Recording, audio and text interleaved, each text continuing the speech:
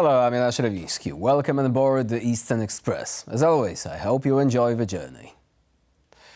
On this program, we ride the rails of global politics, and today we're making a pit stop in Moscow. Yeah, it's another big day in Russia. Vladimir Putin has been the CEO of Russia Incorporated since the dawn of the millennium, has just entered another term. That's 6 more years at the helm of a nation he's transformed into a one-stop shop for absolute power. With a fresh 6-year presidential term ahead of him and just shy of a quarter-century in power, Putin's iron grip on Russia remains unyielding. But the question on everyone's mind is what's next? We will try to answer that question. First, however, let's take a glance at that report to find out more. Russian President Vladimir Putin has been sworn in for his 5th term. Western nations have conspicuously declined invitations to the event, marking a significant diplomatic snub. Germany, Czech Republic, Lithuania, Estonia and Latvia have all confirmed their representatives would not be in attendance, signaling a unified stance against Putin's controversial re-election. The notable absence extends to the United States, with reports suggesting that no envoy was dispatched. This collective rebuff comes amidst mounting international scrutiny over the legitimacy of Putin's presidency. Ukraine's government has been vocal in urging world leaders not to recognize Putin as a legitimate president, citing concerns over electoral integrity and Russian aggression. The March re-election, which ended Putin his 5th term, was marred by allegations of voter coercion, limited opposition and restricted independent observation, with opposition figures either in prison or exiled, and one of the Kremlin's most vocal critics, Alexei Navalny, found dead in a Siberian penal colony weeks before the vote. International observers labeled the election a sham. Adding to the controversy, it was the first time citizens in the illegally annexed regions of Ukraine, including Donbas and Luhansk, were allowed to participate in Russian elections, further complicating the legitimacy of the process. Critics argue that Putin's landslide victory of 87%, or 76 million votes, was achieved through fear and manipulation rather than genuine support. The scattered opposition within Russia has called for protest actions, including a symbolic showing at polling station during the final day of voting, echoing sentiments expressed by the late Alexei Navalny. And now let's take a look at the issue in greater detail. Dark corners of the Kremlin. Here we come. Now let's get this straight. Putin's been in charge since the days of floppy disks and dial-up internet. Under his watch, Russia has turned into a sort of political monolith. Opponents crushed. Free-thinking journalists sent packing. And the society steered towards a nostalgia for traditional values, though that term is not exactly reflected in truth by the genocidal regime at the Kremlin. And talk about sticking to your guns, no pun intended. His shadow looms large over Russia's political landscape, and his decisions shape the fate of millions. Need proof of his unchecked power? Just look at Ukraine. Despite global condemnation and harsh sanctions, he launched a devastating war, leaving soldiers' blood and economic ruin in its wake. Yet his officials stood by, submissively watching from the sidelines.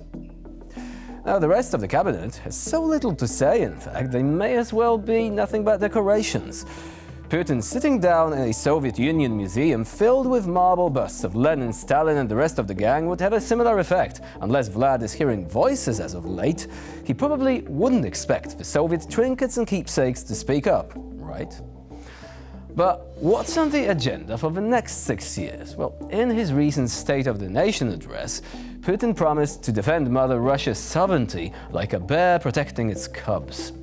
He talked big about domestic reforms, including education, welfare, and poverty reduction. Is it just me? Or are we a bit skeptical that these reforms will truly reach Russian citizens, instead being mere mirages in Putin's propaganda landscape, perhaps?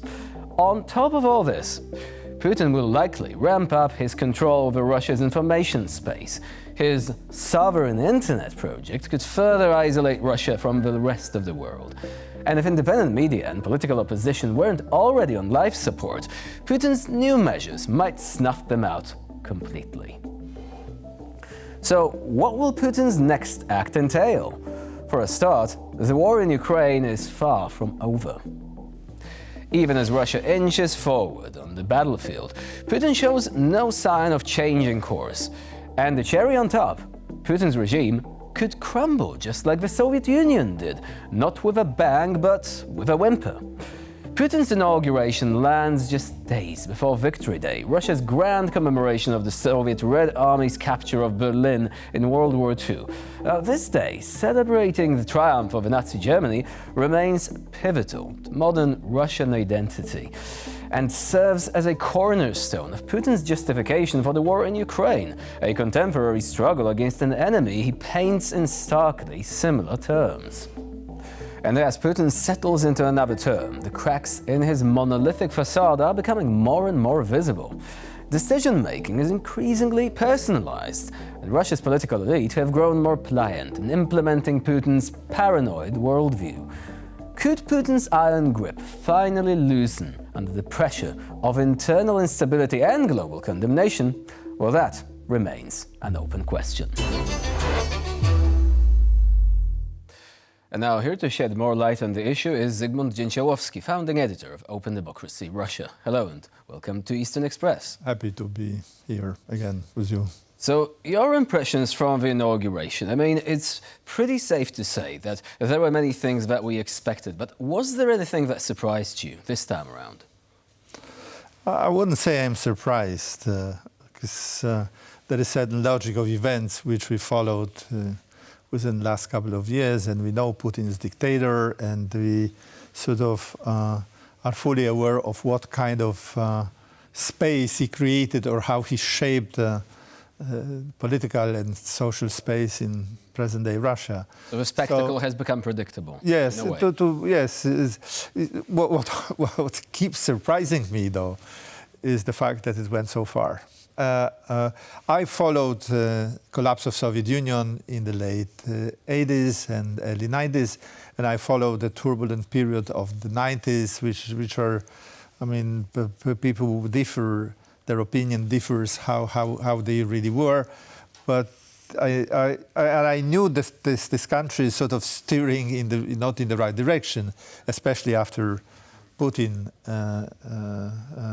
became president in 2000. But was it inevitable? Do you think that something might have happened to this degree, no. To this degree, no. And I'm talking to my Russian friends who are now in exile now, and they're even more worried. They say it's going. We sort of have the second. We will have second Iron Curtain. Russia will be isolated for a number of years. He will not allow Putin to travel abroad, which was the right after the collapse of Soviet Union. And he chose the path of war.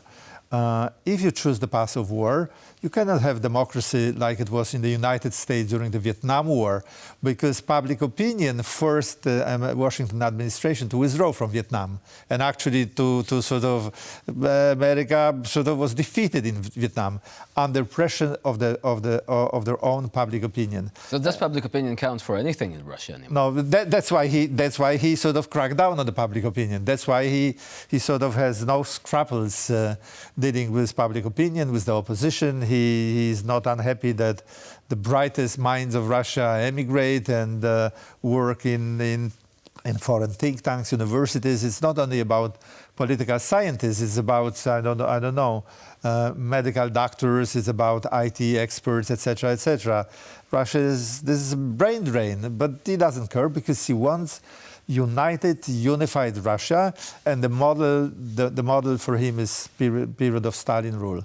Under Stalin, there was no opposition. What Stalin said was just papal, verdict. That's how it was going to be. But the system of values is slightly different. I mean, in the Soviet times, it was all about Marxism, Leninism. Right? Today, this is gone. But instead, there is something else. And maybe we should actually focus on that for a moment.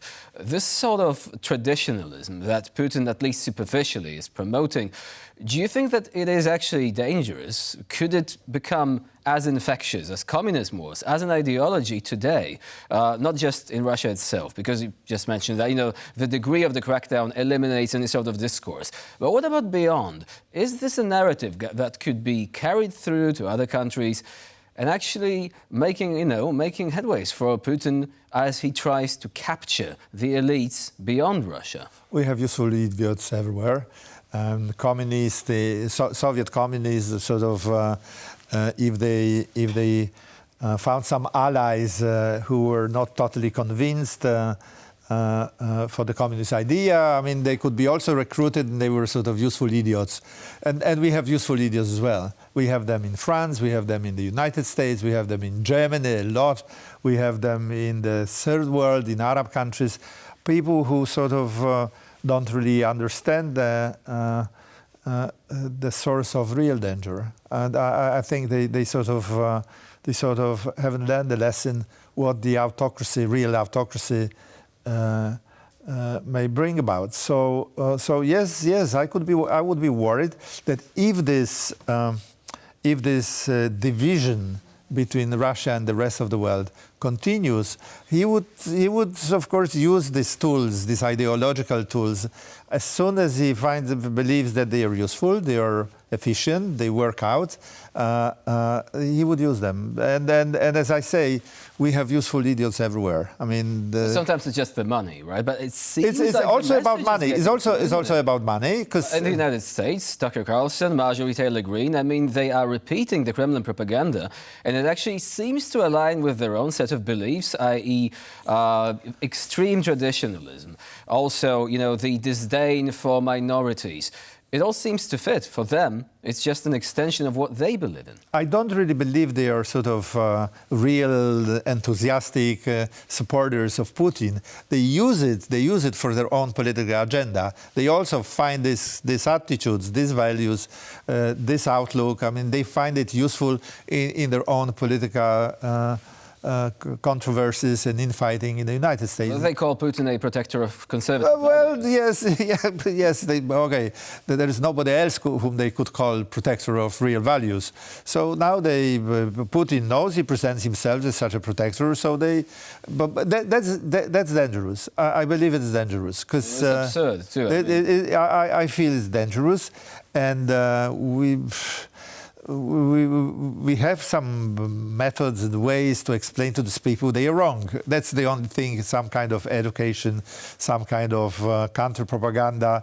We have to sort of show them evidence what is wrong with this kind of faith in Vladimir Putin. Because Putin is absolutely cynical. He would use violence when he finds it useful and efficient. He would use money when it is useful and efficient. He would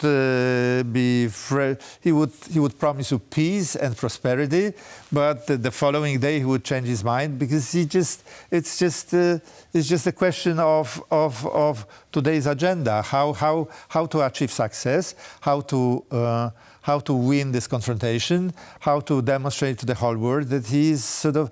Actually, I had this kind of discussion with one of the Russian leading emigre activists. To some degree, I had the impression that Putin demonstrating this kind of challenge to the outside world. He knows that the West is richer, has more resources, is more powerful, and actually, but he still sort of risks this kind of confrontation. That means there is some kind of courage in his mind. He knows that the United States he has enough access to the information. He's been fed with the information, what resources are available, financial resources, scientific resources, technological resources, but still he sort of he had this courage to say, listen, I'm not worried, I'm not afraid. You have to give me some concessions. How much is he willing to risk, do you think, nowadays? I mean, he's getting older. He is more confident that the whole state apparatus has his back. So how far would he go? I mean, he wants us to believe that he would go all the way, but how much of this is actually true? He went very far. And this makes no sense, because he's also a politician who doesn't have sort of long-range plans. He's just very often his decisions are dictated by events of present time. So he goes far. We've seen it. He sent his killers to the West. He bribes high-ranking politicians. He sends to prison the leading opposition activists. Sometimes they don't come back from yeah, like sometimes they don't come back. No long-range plans, but he does have long-range missiles. Do you think that he would be prepared to take the ultimate step, as the Russian propaganda wants us to believe that, if the West crosses another imaginary red line, this time the red line would be probably placing troops in Ukraine. Ukrainian troops entering Russian territory. Ukrainian troops entering Russian territory. That would be. I would be worried what he would do, how he would react to it. But there were already these raids. I mean, the Freedom of Russia Legion, they crossed over. Okay, but these were small tactical operations. What I mean, that would be a threat that Ukrainian troops are getting close to the city of Smolensk, which is very close to the city of Moscow, and that would be a threat of their military superiority and then victory. Well, then there's probably no chance of Ukraine wanting to invade Russia. Oh, okay. Well, these are speculations. For a number of years, I believe there are some red lines for him, but now I don't think so. For a number of years, I thought, he has this prosperous business with Germany. Why he risk it? I mean, why to destroy it? Well, that was a compelling argument. He brought it such a wonderful profit to Russian economy and to him personally that he is now the richest man on the planet. But he he didn't care about this. I mean, he went farther, which means there is no real red line. But it really depends on the development of the situation, how it goes on, how it develops, how it changes, what's the evolution of the situation. How the West reacts too, right? Yes, and also, I mean, you have to remember that it's not only the question of his relation with the West, it's also the question of his position inside Russia. He has to be, he can claim to be the right to be dictator because his responsibility is to defend his own nation against these eternal enemies, Anglo-Saxon enemies. I mean, that's his mission. And he brainwashed the 70% of his population, which believes that is indeed true, that he is the only charismatic leader who is able to defend the richest nation on the planet against these plans of Americans and Anglo-Saxons to grab their natural resources, for example. So overall, it seems that a few things have changed. Other things are staying the same. And of course, we'll be also looking at the diplomatic reactions to this inauguration later on. But for the time being, Zygmunt Dzięciołowski was our guest today here on TVP World. Thank you very much for joining us here and for taking us for this brief journey into Putin's mind, as disturbing as it was. Thank you.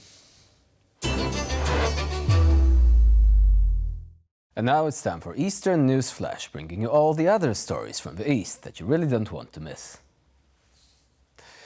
A renowned Russian human rights advocate and vocal critic of the Kremlin, Vladimir Kara-Murza, has been honored with the prestigious Pulitzer Prize for commentary. This accolade is particularly significant as Kara-Murza penned his winning pieces from a Russian prison, where he is currently serving a 25-year sentence.